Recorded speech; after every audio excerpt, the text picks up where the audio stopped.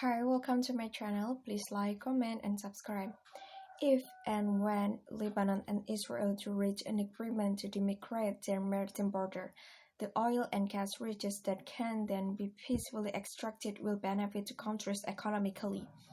The deal will also reduce the chance of war, as long as the basic guarantees in the agreement stipulate that there won't be tensions at the border or provocation from either side. All this is assuming the two countries can get over the speed bump they hit last week, when Israel rejected amendments proposed by Lebanon. The U.S., which is involved in the negotiations, believes all the concerned parties remain committed to reaching a solution to the long-running dispute. During the discussions so far, Hezbollah has been a silent party.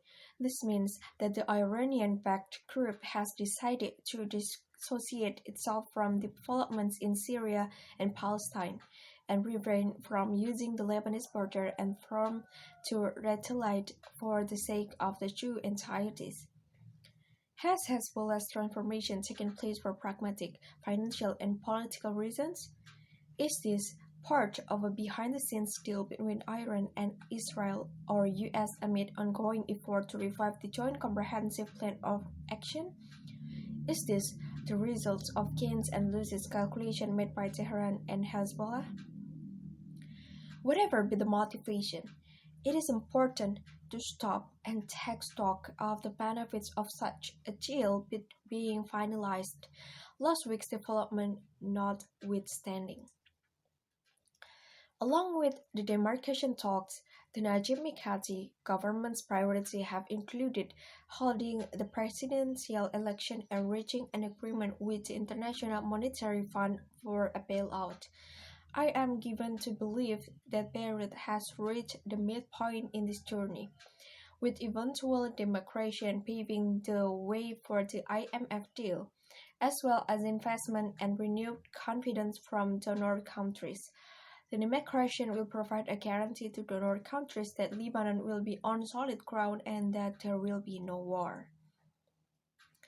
The U.S. is involved in the negotiation as a guarantor of a deal, not just a broker.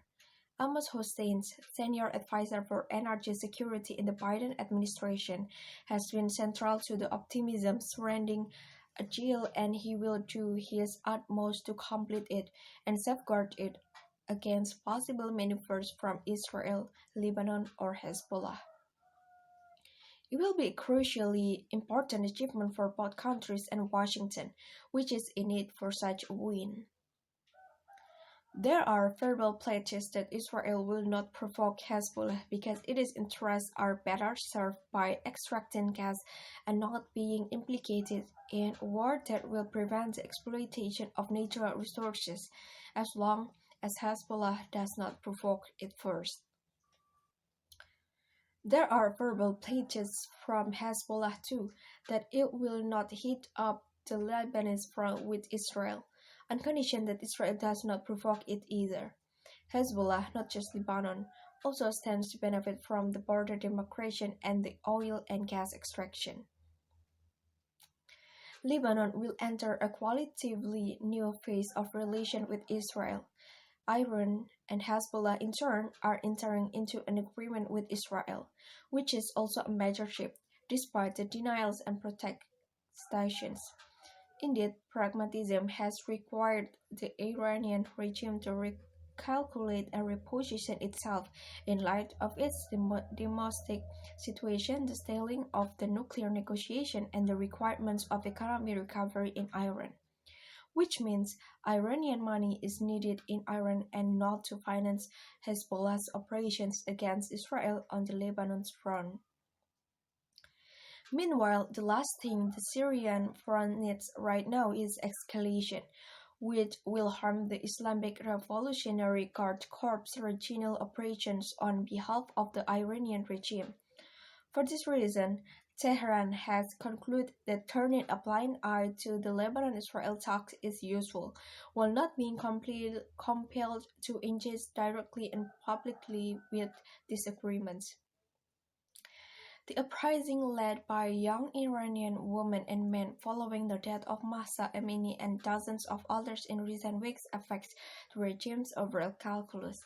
Although it isn't directly linked to Tehran's decision to not block a possible Lebanon-Israel deal, the Iranian leadership has resolved to put down the uprising.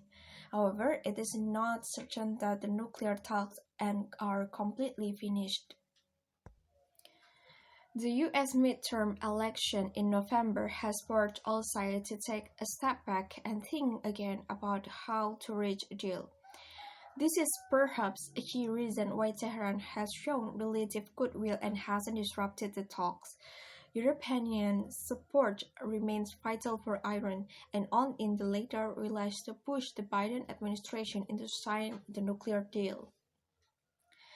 The international environment must have also influenced Iran's calculus, especially the developments in the Ukraine war that are unfavorable to Russia and ally of Tehran.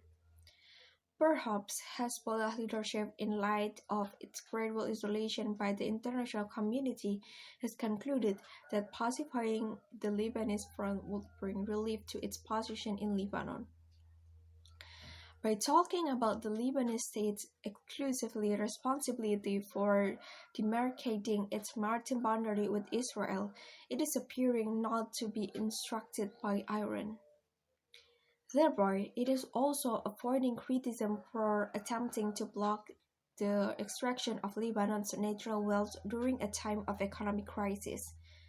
None of this means that Hezbollah has finally returned to Beirut's fold, but it may be an important step towards the Lebanization on Hezbollah. It is also critical that Lebanon's national wealth be protected from the greed of the country's ruling class. This requires creating a sovereign wealth fund and overcoming suspicious and selfish opposition whether from the so-called Shia duo of Hezbollah and the Amal movement or the Free Patriotic movement, or anyone else with their agendas. However, this will not be enough.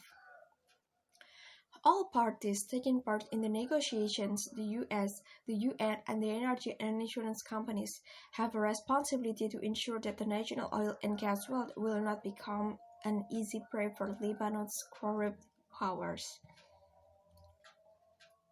As a first step, Beirut should approve the creation of this fund.